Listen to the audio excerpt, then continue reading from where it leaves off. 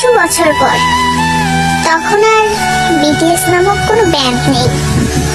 তখন বিটিএস এর 7 জন মেম্বার কারো স্বামী, কারো বাবা নামে পরিচিত। সামাজিক নিয়ম হোক বা পরিবার, সবকিছুর জন্য আমাদেরও যেতে হবে শ্বশুর ঘরে।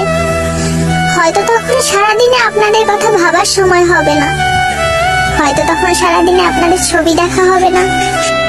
সারাদিন হাজারো ব্যস্ততার পরে যখন ক্লান্ত শরীর প্রশান্তি চাইবে, তখন বিছানায় শরীর এলিয়ে দিয়ে বালিশে মাথা দিয়ে আপনাদের কথাই আগে মনে আসবে। হয়তো চোখ থেকে গড়িয়ে পানি পড়বে, হয়তো স্বামী পাশ থেকে ডেকে জিজ্ঞেস করবে কাঁদছো কেন। বুকে পাথর রেখে আর মুখে সত্য লুকিয়ে বলতে হবে হয়তো বাবা মায়ের জন্য মন খারাপ করছে। আড়ালে হোক, আপনারা আমাদের মনে সারা জীবন থেকে যাবেন।